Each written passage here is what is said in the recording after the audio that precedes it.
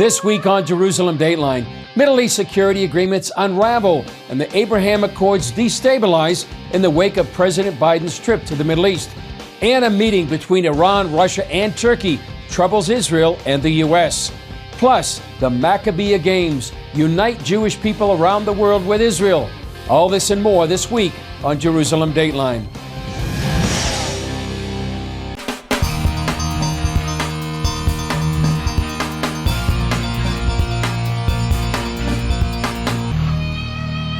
Hello and welcome to this edition of Jerusalem Dateline. I'm Chris Mitchell. 1 week after President Joe Biden and his foreign policy team left the Middle East, the impact on the region and the historic Abraham Accords is still being felt. When President Biden came to visit both Israel and Saudi Arabia, things began to change in the region as agreements for mutual defense between Israel and neighboring Arab countries began to fall apart. The security architecture, publicly at least, unraveled. It was canceled, and the UAE instead is now trying to reestablish diplomatic relations with Iran, as are some of the other countries. So it seems that they measured the United States' commitment to confronting Iran up, measured it as too weak, and are trying to come to some terms with the Iranians.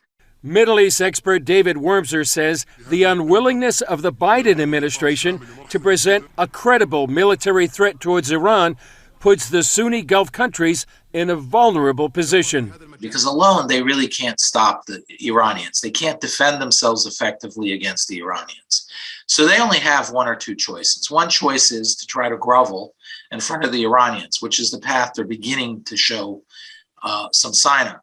The second path is to find a new strong horse, a new patron of power that can help defend them. In addition to the defense concerns, the Biden administration is also making a change to the Abraham Accords by reintroducing the Oslo framework for Middle East peace talks by bringing in Jordan, Qatar, and the Palestinian Authority.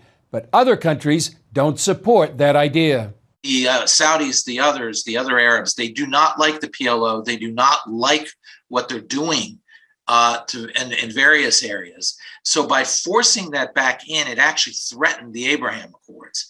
Again, fortunately, I think the overriding interests of the countries are so strong that the Abraham Accords will survive, but it will not be with U.S. coordination. Former Special Envoy for the Abraham Accords, Aryeh Lightstone, says these Gulf countries are frustrated. There is a feeling of, what are we going to do for the next 26 months? Lightstone says if the U.S. doesn't lead, other nations are waiting to take over. There's no coincidence that Putin showed up to Iran just as Biden left the region. There's a competition here. If the U.S. doesn't lead, Russia or China will. It's absolutely in our interest to lead. And those countries want to be led by us. They want to follow with us. They want to stand next to us. They don't want to sit next to Putin. They don't want to sit next to the Chinese. They're not interested in that. But if we're not there, the Russians and the Chinese are. As Aryeh Lightstone said, Russian President Vladimir Putin visited Tehran and met with the leaders of Iran and Turkey. Many saw the summit as a threat to the United States and a danger to Israel. One major subject for the three leaders, how to divide their spheres of influence inside Syria, an issue of great concern to Israel. In general, the work of Russia, Iran, and Turkey contributing to the comprehensive settlement of the crisis in Syria is highly effective. Iranian President Ibrahim Raisi called to remove all U.S. troops east of the Euphrates River and an end to Israeli airstrikes inside Syria. Might transpire out of this conference that the Russians will decide to limit the freedom of action of the Israeli Air Force in Syria as a result of their getting closer to the Iranians. This could represent a threat to Israel, since it needs freedom of action inside Syria to stop Iran's further military buildup and the flow of arms to Iranian proxies like Hezbollah inside Lebanon. And here in the Middle East, many observers see the summit between these three major powers in the region as a signal to the United States. It says a clear signal that Russia, a strong power, and two other strong Middle Eastern powers, such as Turkey, and Iran, those are the most populous states in the region, are working together, cooperating, and they may cooperate, obviously, against American interests. Middle East expert Ephraim Inbar says both the enemies and allies of the U.S. in the region see America as a weak power under the Biden administration. Biden is not considered seriously in the Middle East. He's not considered a serious actor because America is weak. And in the Middle East, states and leaders are treating with respect only powerful leaders and powerful nations that are ready to act militarily to attain their interests. Analysts warn that the combination of the growing alliance of Russia, Iran, and Turkey, along with a weak U.S. administration and Iran racing towards a nuclear bomb, all put increasing pressure on Israel. On this issue, time is not on Israel's side. It's quite clear that the Iranians are progressing quite quickly toward a bomb. They have the missiles to carry it. They have probably to overcome the hurdle of weaponization. And this makes Israeli action quite urgent. After his 5-day Mideast trip to Israel and Saudi Arabia, President Joe Biden traveled back to Washington and also announced he now has COVID. Some believe his visit left the region at a dangerous geopolitical crossroad. During the Saudi Arabian leg, President Biden emphasized the U.S. commitment to the region. He talked of wanting to prevent Russia and China from filling a Mideast vacuum he admits the U.S. created. But let me conclude by summing all this up in one sentence. The United States is invested in building a positive future in the region in partnership with all of you, and the United States is not going anywhere. A question from the beginning was how would the president deal with Saudi Crown Prince Mohammed bin Salman, who he believes murdered journalist Jamal Khashoggi. The answer came in a fist bump, a picture seen around the world. Do you regret the fist bump, Mr. President? You guys talk about something that matters. I'm happy to ask for questions that matter. Despite this awkward relationship, part of Biden's wish list included asking the oil giant to produce more, hoping it would lower the price of gas in the U.S. The kingdom had announced it increased its maximum production capacity to 13 million barrels a day. The kingdom has no spare capacity to increase production beyond that. The greater issue for the region, however, is Iran's growing nuclear program and uranium enrichment. We call on them to comply with international law, to not interfere with the international affairs of other nations, to cooperate with the International Atomic Energy Agency, and to fulfill its obligations in this regard. Biden sees diplomacy as the best solution to stop Iran's nuclear program, although for some in Israel, that's not good enough. Certain key people in the IDF were really, as they say, freaked out by Biden's unwillingness to do anything at all to prevent Iran from putting nuclear weapons together and deploying them against Israel. Foreign policy analyst Carolyn Glick calls the Biden administration backward as it confuses friend and foe. Iran is an enemy of the United States that seeks its annihilation. And on the other hand, Saudi Arabia has been an American ally for 80 years because it doesn't make sense why the Biden administration would want to give some sort of, celebrity discount to Iran and treat Saudi Arabia so harshly when the former is America's enemy and the latter is America's ally. As for Israel, with a caretaker government and upcoming elections, Glick says this is a dangerous season. We're in a very difficult and trying time right now, and we just have to hope for the best and hope for the best in terms of the elections so that we'll get, hopefully, again, more competent leadership elected and into office in 4 months. So we have to hope that we'll be able to weather this very dangerous storm. Coming up, technology that takes the goodness out of plants and leaves the calories behind.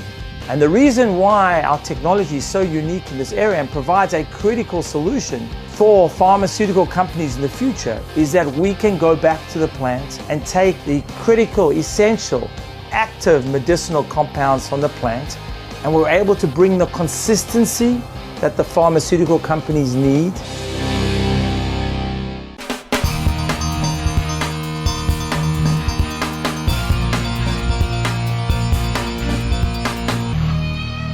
An Israeli company says it has developed a new technology to extract the greatest benefits from plants and produce a product that avoids calorie intake and other less desirable components. CBN Middle East correspondent Julie Stahl has that story. God gave us 500,000 plants that all themselves carried critical, active, medicinal compounds that are so important for the human body. And by trying to scientifically get the best of what plants offer, BioHarvest Sciences CEO Ilan Sobel says his company has reached an amazing breakthrough. We at BioHarvest Sciences have developed a platform technology that's able to take any essential, active, medicinal compound from the plant, and we grow these compounds in cells. In a way, we are able to maintain the original structural composition of these specific medicinal compounds. Using a process shrouded in secrecy, the cells are developed in bioreactors for 3 weeks and then harvested. We call the technology bioplant solicitation. And this technology helps us to grow cells in liquid media, to mimic the nature, to take all the benefits of the nature and to power it, to make it better. We left with an amazingly soluble and bioavailable end product with this unique powder which ultimately contains all the essential polyphenols from a plant or all the essential antioxidants from a specific plant. The first product, Vinia, is made from the skin, flesh, and seed cells of the red grape. Scientists got the idea from what's called the French paradox. The French paradox talks about the fact that French people, they generally have a very fatty diet. Lots of pâté, lots of liver, lots of cheeses, but they have very good cardiovascular health. And the scientists realized it was from moderate consumption of red wine. They realized it was from a combination of polyphenols from the red grape. There was one king polyphenol called piceid resveratrol. Each Vinia capsule in this bottle contains the same amount of piceid resveratrol as a full bottle of red wine or 1,000 red grapes, but without the sugar, the alcohol, or the calories. Together working with other polyphenols like catechin, quercetin, tannins, and anthocyanins, they work together in order to provide this really excellent cardiovascular health. Malkit Azachi, VP of Research and Development, says a healthy cardiovascular system is like looking at a map with more than 60,000 miles of highway with no traffic jams, construction zones, or detours. Everything is passing smoothly. In the center of healthy circulation system, you will find healthy heart, and this heart keeps the blood pumping and the energy flowing because the oxygen reaches to all the organs in our body. Sobel says clinical trials showed that Vinia helped increase the dilation of arteries by at least 70% in each participant in just 3 months. As a CEO of a company, I am blessed every morning to wake up every day with 3 to 4 reviews on how Vinia is driving a transformational change in people's lives. Whether it's increased physical energy from blood flow, more vascularity and being able to work out longer in the gym, or literally having the mental alertness to not have to worry about an afternoon sleep. Sobel says there are environmental benefits as well. In 1 year, we're able to produce the equivalent of roughly 250,000 square meters of land. This really allows us to be able to bring the gift of Mother Nature to people in a way which literally utilizes a fraction of the amount of land. When it comes to water, all of our water is biodegradable. So everything gets recycled back into the water system. They're also encouraging the pharmaceutical industry to go back to its plant-based roots. And the reason why our technology is so unique in this area and provides a critical solution for pharmaceutical companies in the future is that we can go back to the plant and take the critical, essential, active medicinal compounds from the plant, and we're able to bring the consistency that the pharmaceutical companies need. CBN News has not been able to independently verify BioHarvest's claims, but if true, it could open new doors for the pharmaceutical industry. The grape is one of 7 species of the Bible listed in Deuteronomy 8. 2 other plant products from that list are currently in development. Olivia from olives, designed to maintain normal cholesterol levels, and Pomia from pomegranates for anti-inflammatory support. Julie Stahl, CBN News, Rehovot, Israel. Up next, connecting Jewish people from around the world with Israel through sports.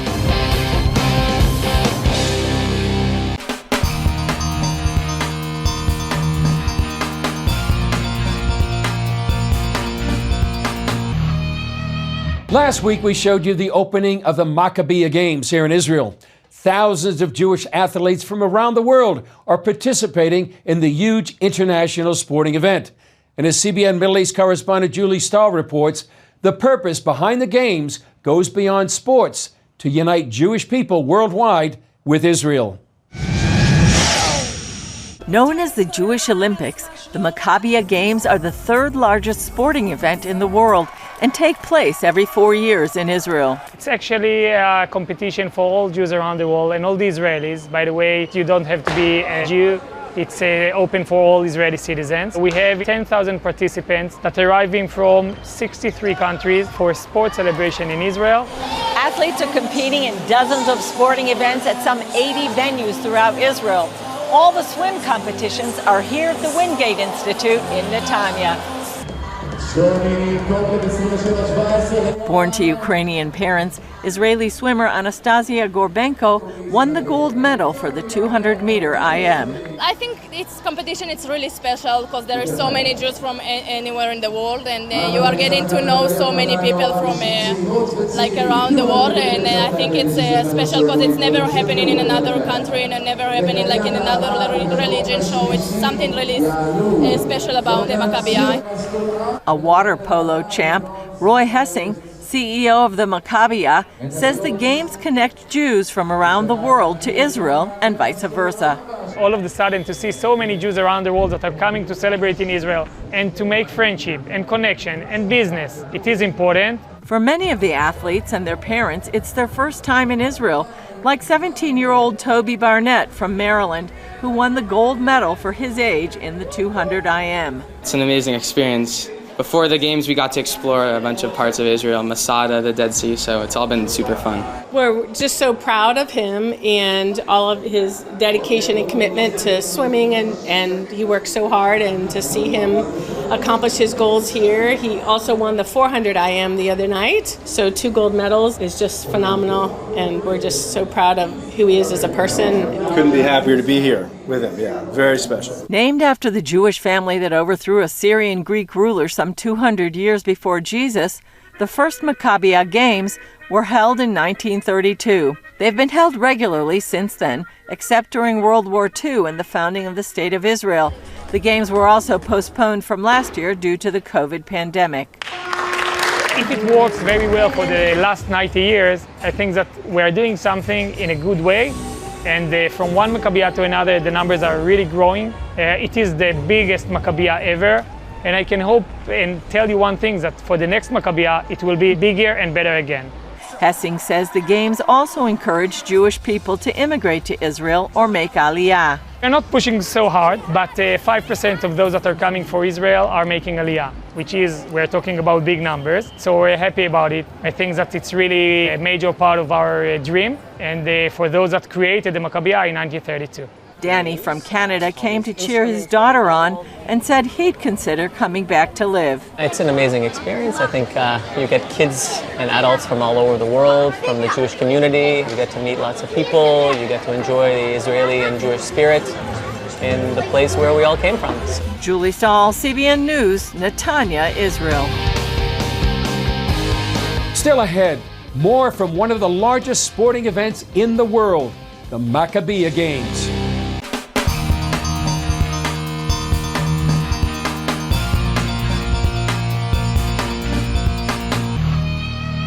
The Maccabiah Games are so diverse, we thought you would want to see more of what's happening. Take a look at what you can find on our social media channels.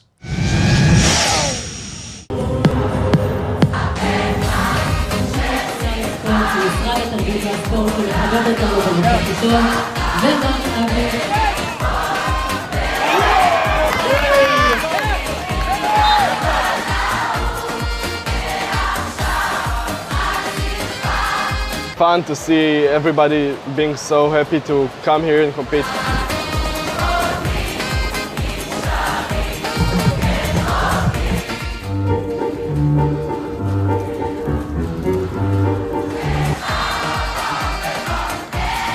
I think it's amazing. All the Jews come from all the world.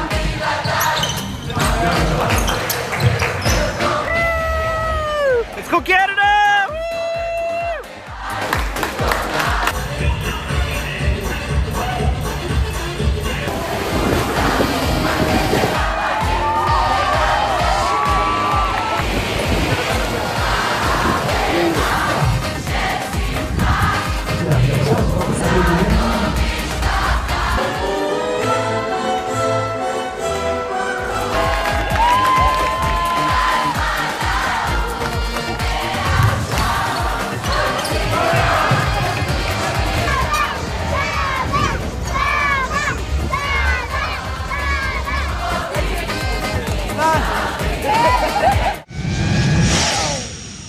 Well, I watched a hockey game between the USA and Canada, just one of the many sports being played here at the Maccabiah Games. Well, that's all for this edition of Jerusalem Dateline. Thanks for joining us. Remember, you can follow us on Facebook, Twitter, Instagram, and YouTube. And you can also access CBN content through our CBN News and other CBN apps. And don't forget to sign up for our email blasts so you can continue to receive all of our exciting CBN content. I'm Chris Mitchell. We'll see you next time on Jerusalem Dateline.